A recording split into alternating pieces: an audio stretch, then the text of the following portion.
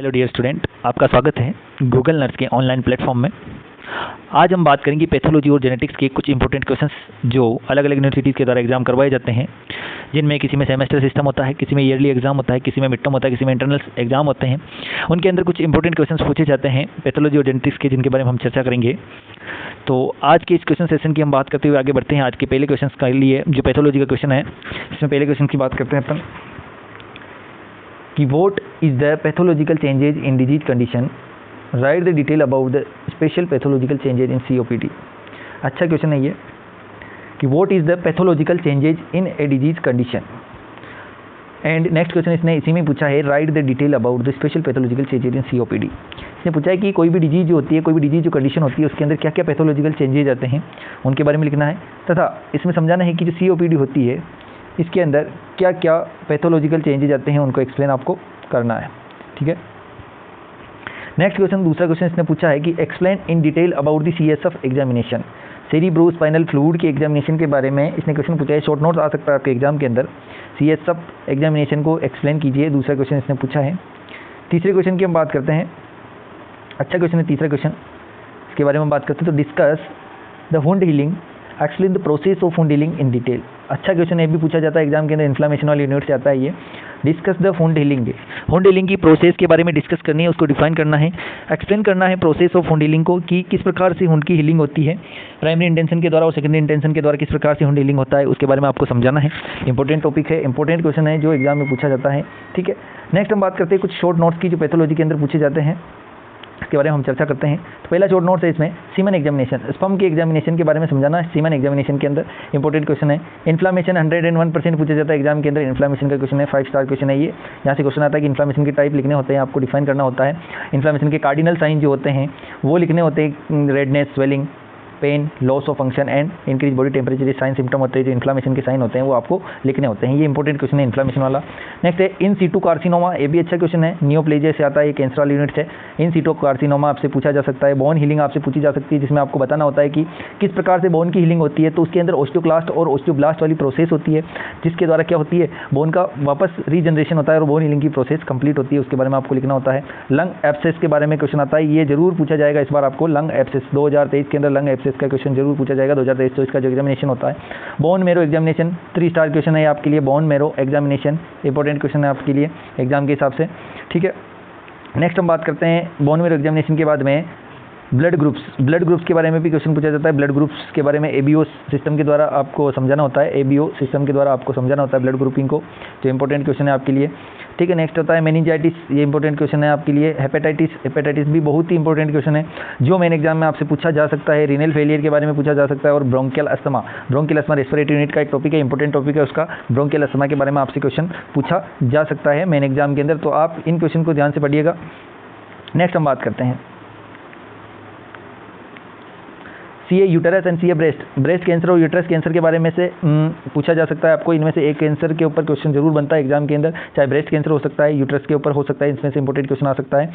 ठीक है। नेक्स्ट हम 13वें शॉर्ट नोट्स की बात करें तो difference between benign and malignant tumour, ये इंपॉर्टेंट क्वेश्चन है आपके लिए, 3 स्टार क्वेश्चन है ये आपके लिए। यहाँ से पूछा जा सकता है कि बिनाइन और मैलिग्नेंट ट्यूमर जो होता है उसके अंदर अंतर लिखने होते हैं आपको, इसके बारे में आपसे क्वेश्चन पूछा जा सकता है। ट्यूबरकुलोसिस के ऊपर क्वेश्चन आ सकता है। हाइपरबिलीरुबिनेमिया या जॉन्डिस, इसके ऊपर आपसे क्वेश्चन पूछा जा सकता है। जॉन्डिस के ऊपर आपसे क्वेश्चन पूछा जा सकता है। हिंदी में पीलिया बोलते हैं जिसको, जिसमें बिलीरुबिन का लेवल इंक्रीज हो जाता है बॉडी के अंदर, और येलोइश डिस्कलरेशन ऑफ स्किन हो जाता है, जिसके अंदर इंक्रीज हो जाता है ब्लड प्रेशर, इसके अंदर बॉडी के अंदर एडिमा देखने को मिलता है। ये क्वेश्चन आपसे पूछा जा सकता है, वेरी इंपॉर्टेंट क्वेश्चन है, हाइपरबिलीरुबिनेमिया या जॉन्डिस। ठीक है। इनको ध्यान से पढ़िएगा आप क्वेश्चन को, एक बार इनके आंसर देखिएगा आपकी नोटबुक में, आपकी बुक्स के अंदर, और ध्यान से एक बार एग्जाम से पहले इनका रिविजन कीजिए आप। ये बहुत ही इंपॉर्टेंट क्वेश्चन है आपके एग्जाम पॉइंट ऑफ व्यू से। ठीक है। नेक्स्ट शॉर्ट नोट्स की बात करते हैं हम, तो इसमें मेनिंजाइटिस पहले बता दिया, हेपेटाइटिस बता दिया, रीनल फेलियर पूछा जा सकता है, और ब्रोंकियल अस्थमा, ये सारे बता दिए आपको क्वेश्चन। ये इसमें डबल आ रहे हैं, इसमें कोई दिक्कत नहीं इसकी। नेक्स्ट देखते हैं अपन आगे, ये सारे डबल क्वेश्चन आगे इसमें। नेक्स्ट सिरोसिस ऑफ लीवर एक इंपॉर्टेंट क्वेश्चन है। ठीक है। ये क्वेश्चन आ सकता है। एम आई का मतलब मायोकार्डियल इन्फ्राक्शन। इसमें क्या होता है, जो मायोकार्डियम लेयर होती है उसके पास में प्रॉपर्ली ब्लड सप्लाई नहीं होती है और उसकी वजह से क्या होता है, उसके अंदर हाइपरट्रोफी हो जाती है। क्यों हो जाती है, क्योंकि वो क्या करती है, रैपिडली फंक्शन करती है, क्योंकि ब्लड सप्लाई और ऑक्सीजन सप्लाई कम हो जाती है और डिमांड बढ़ जाती है। तो इसमें क्या होगा कि मायोकार्डियल इन्फ्राक्शन हो जाएगा, जिसे हम इस्चेमिक हार्ट डिजीज के नाम से जानते हैं। इस्चेमिक हार्ट डिजीज के अंदर आती है MI, angina pectoris, coronary heart disease, ये सारी डिजीज जो आती है किसमें आती है, इस्चेमिक हार्ट डिजीज। और इस्चेमिया का मतलब क्या होता है, इस्चेमिया का मतलब क्या होता है, decrease supply of blood and oxygen, ठीक है, इस्चेमिया का मतलब होता है। और एमआई 101% आपसे पूछा जाएगा। निमोनिया, निमोनिया का भी इंपॉर्टेंट क्वेश्चन है, आपसे पूछा जा सकता है। पैथोलॉजी की बात हो रही है यहाँ पे अभी तक, पैथोलॉजी के अंदर निमोनिया पूछा जा सकता है। फ्लूइड एंड इलेक्ट्रोलाइट इंबैलेंस के बारे में भी आपसे इंपॉर्टेंट क्वेश्चन पूछा जाता है। फ्लूइड और इलेक्ट्रोलाइट इंबैलेंस के अंदर आपको बताना होता है सोडियम पोटेशियम जो भी होता है, और क्लोराइड इनके बारे में, कैल्शियम के बारे में, इनके बारे में आपको बताना होता है। ये इंपॉर्टेंट सारे क्वेश्चन है पैथोलॉजी के। आज के सेशन में इतना ही। जेनेटिक्स के बारे में हम नेक्स्ट क्लास में, जो कल दिन में लगभग 2 बजे के आसपास हमारे चैनल पर अवेलेबल रहेगी, उसके बारे में जेनेटिक्स के जो इंपॉर्टेंट क्वेश्चन हैं उनके अंदर चर्चा की जाएगी।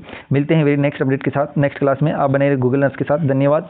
और मैं आपको बताना चाहता हूँ कि जो पैथोलॉजी में आप क्वेश्चन को सोल्व करते हैं तो उसमें जैसे एमएसएन होती है उसके अंदर क्या किया जाता है, मेडिकल सर्जिकल नर्सिंग के अंदर आपको क्या किया जाता है, आप उसमें एमएसएन के अंदर तो आप क्या लिखते हैं, डिजीज का मैनेजमेंट करते हैं। ठीक है, मैनेजमेंट बहुत प्रकार के होते हैं, जैसे medical management, surgical management, medical management हो गया, सर्जिकल मैनेजमेंट हो गया और नर्सिंग मैनेजमेंट हो गया।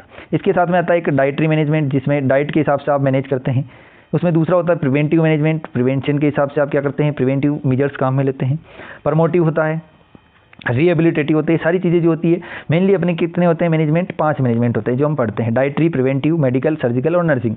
ये मैनेजमेंट कहाँ करते हैं आप, मेडिकल, सर्जिकल, नर्सिंग सब्जेक्ट जो पढ़ते हैं उसके अंदर मैनेजमेंट तक पढ़ते हैं आप। पैथोलॉजी के अंदर क्या करते हैं, ओनली पैथोजेनेसिस, साइन सिम्टम और लैब डायग्नोसिस तक आप पढ़ते हैं। डेफिनेशन या टाइप हो तो टाइप लिखते हैं। तो इस प्रकार से आपको क्वेश्चन सोल्व करना है। तो एमएसएन के जो मैनेजमेंट होते हैं उसको पैथोलॉजी में नहीं लिखना है, आपको ओनली पैथोलॉजी में लिखना है। डेफिनेशन के साथ में आपको क्या लिखना है, डेफिनेशन के साथ में आपको क्या लिखना है, पहला लिखना है आपको डेफिनेशन। दूसरा आपको क्या लिखना है, अगर टाइप है अवेलेबल तो टाइप लिख दो। तीसरा क्या है, इटियोलॉजी लिखो, उसकी कॉजेज, इटियोलॉजी को कॉजेज बोलते हैं। चौथा क्या लिखना है आपको, पैथोजेनेसिस, पैथोजेनेसिस लिखना है और उसमें लिखते हैं अपन पैथोफिजियोलॉजी। ठीक है, और पांचवा क्या लिखना है आपको, क्लिनिकल फीचर अगर हो तो लिखने हैं।